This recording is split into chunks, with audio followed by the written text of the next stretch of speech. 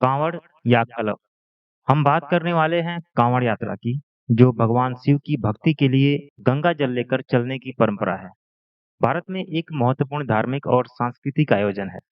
यह विशेष रूप से उत्तर भारत में जैसे उत्तर प्रदेश, उत्तराखंड और बिहार में बड़े पैमाने पर मनाया जाता है। इस साल 2025 में यह यात्रा 11 जुलाई से आयोजित हुई है और 23 जुलाई तक चलेगी, जो हिंदू सावन महीने की शुरुआत और शिवरात्रि के बीच का समय है। इस यात्रा में लाखों भक्त, जिन्हें कांवड़िया कहा जाता है, वे भाग लेते हैं। अब यहाँ सवाल यह है कि क्या एससी, एसटी, ओबीसी, पिछड़ा वर्ग, दलित और अन्य गरीब लोगों को क्या कांवड़ उठाना सही है या कलम उठाना? अर्थात भक्ति करना जरूरी है या शिक्षा ग्रहण करना? इस तथ्य को हम लोग कुछ सवालों के उत्तर के माध्यम से ही जान सकते हैं। तो इसके लिए हमारे पास 6 सवाल हैं। 6 सवाल इस प्रकार हैं। पहला सवाल है, कांवड़ यात्रा क्या है? दूसरा सवाल है, कांवड़ क्यों उठाते हैं या कांवड़ क्यों ले जाया जाता है? तीसरा सवाल है, कांवड़ किसे उठाना चाहिए? चौथा सवाल है, कांवड़ कौन उठाता है या कांवड़ यात्रा कौन करता है? पांचवा सवाल है, कांवड़ कौन नहीं उठाता है? और सबसे अंतिम सवाल है, कांवड़ उठाने से फायदा किसको होता है? तो चलिए हम पहले सवाल के ऊपर चलते हैं। पहला सवाल है, कांवड़ यात्रा क्या है? कांवड़ यात्रा यह मुख्य रूप से हिंदू धर्म का एक धार्मिक और सांस्कृतिक परंपरा है, जिसके अनुसार यह भक्ति, समर्पण और सामुदायिक एकता को दर्शाता है। कई लोग इसे अपने आध्यात्मिक विकास और परंपराओं के प्रति निष्ठा के रूप में मनाते हैं। कांवड़ यात्रा हर साल सावन महीने में आयोजित होती है और आमतौर पर जुलाई या अगस्त में पड़ता है। यह यात्रा सावन के पहले दिन से शुरू होकर सावन शिवरात्रि तक चलती है। कांवड़िए इस दौरान गंगा नदी या अन्य नदियों से जल लेकर के शिव के मंदिरों में, जैसे हरिद्वार, गंगोत्री या स्थानीय शिवालयों में या शिवलिंग पर जल चढ़ाने के लिए पैदल यात्रा करते हैं। आजकल ये कई तरह के साधनों का उपयोग भी करने लगे हैं। दूसरा सवाल है, कांवड़ क्यों उठाते हैं या कांवड़ क्यों ले जाया जाता है? हिंदू धर्म के अनुसार कांवड़ यात्रा भगवान शिव के प्रति भक्ति और समर्पण का प्रतीक है। हिंदू मान्यता के अनुसार गंगा जल से शिवलिंग का अभिषेक करना अत्यंत पुण्यकारी माना जाता है।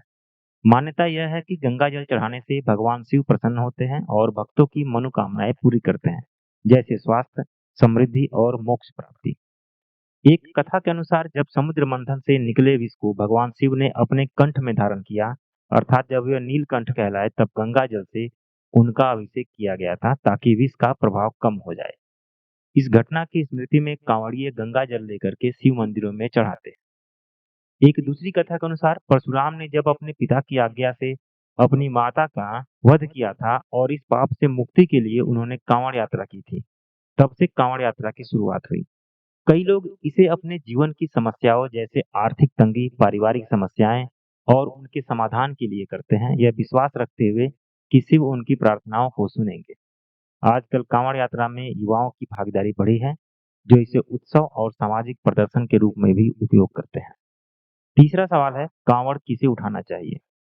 जिसे लगता है कि उसे कांवड़ उठाने से उसके सभी कष्ट दूर हो जाएंगे और उसके जीवन में सुख समृद्धि आ जाएगा या उसकी सभी मनोकामनाएं पूरी हो जाएंगी, तो उसे पढ़ाई लिखाई छोड़ करके कांवड़ जरूर उठाना चाहिए या कांवड़ की यात्रा में जरूर जाना चाहिए, बशर्ते उसके जीवन में सुख समृद्धि आ जाए तब।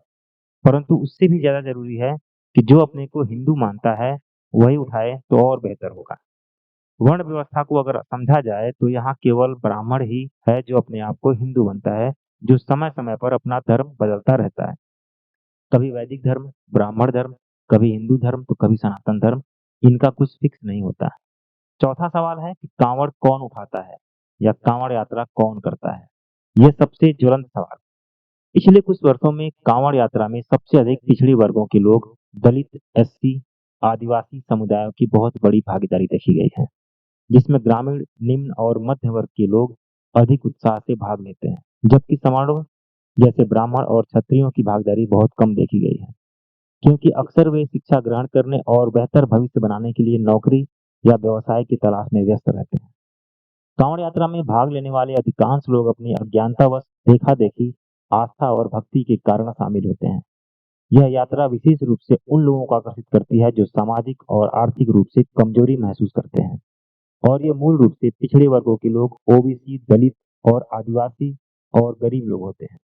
इस यात्रा में सवर्ण समुदायों अर्थात ब्राह्मण क्षत्रियों की भागीदारी बहुत कम देखी जाती है, क्योंकि वे शहरी क्षेत्रों में शिक्षा, व्यवसाय या अन्य पेशेवर कार्यों में अधिक व्यस्त रहते हैं। हालांकि इस यात्रा का अधिकांश नेतृत्व सवर्ण समुदाय के लोग ही करते हैं। कांवड़ यात्रा में भाग लेने वाले ज्यादातर लोग छोटे किसान, खेतिहर मजदूर और बेरोजगार या आंशिक रूप से छोटा मोटा रोजगार करने वाले युवा लोग हैं, जो इस तरह के कार्यक्रम में बढ़ चढ़कर हिस्सा लेते हैं। हालिया डेटा और उपलब्ध जानकारी के आधार पर कांवड़ यात्रा में ओबीसी, एससी और एसटी समुदायों की भागीदारी अधिक पाया जाता है, क्योंकि इन्हें लगता है कि भगवान प्रसन्न हो जाएंगे तो हमारा सारा दुख दूर हो जाएगा, और इसी आशा में ये जाने अनजाने में उस भीड़ का हिस्सा बन जाते हैं जो इन्हें अपराध, नशा करने, अशिक्षित बने रहने के लिए उकसाते हैं।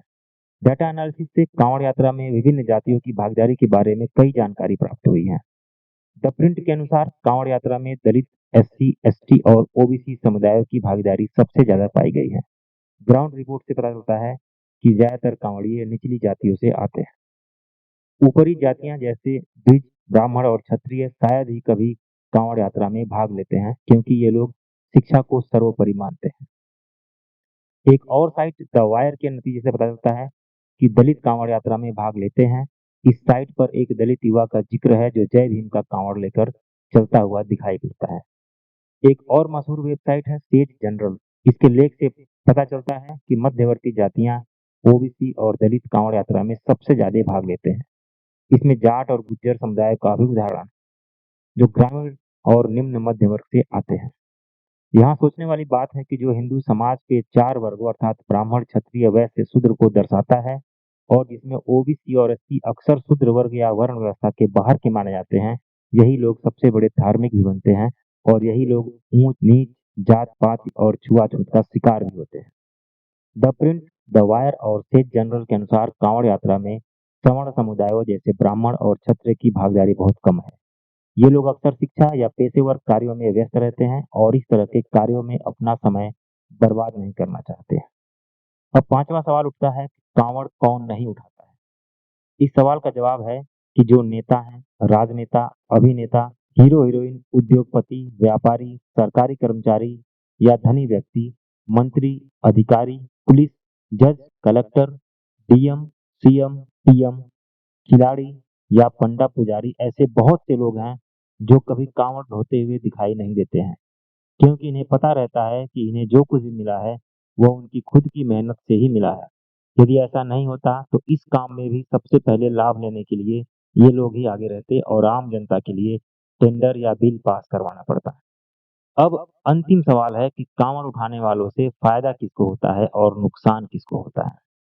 कांवड़ उठाने वालों से सीधे तौर पर किसी को भी फायदा या नुकसान दिखाई नहीं पड़ता है, लेकिन पर्दे के पीछे से कई तरह के लोग हैं जो इस परंपरा से कई तरह से फायदा उठाते हुए समझे जा सकते हैं। बात बहुत गहरी है और इसे बहुत ध्यान से समझने वाली बात है। इसमें कई लोग ऐसे भी हैं जो नुकसान भी उठाते हैं, और ये फायदा और नुकसान उठाने वाले लोग इस प्रकार हैं। पहला है फिल्म उद्योग। इस विषय पर भक्ति भरी फिल्में बनाकर अच्छी कमाई करते हैं। अच्छे अच्छे गाने बनाते हैं जो लोगों की भावनाओं के साथ खिलवाड़ करते हैं, ताकि उन्हें अपने भ्रम जाल में फंसा करके इसमें अच्छी कमाई किया जा सकते। इसमें साथ साथ अशिक्षित और शिक्षित दोनों तरह के लोगों को ब्रेन वॉश करके उन्हें अप्रत्याशित पाखंड की ओर ढकेलने का काम करते हैं।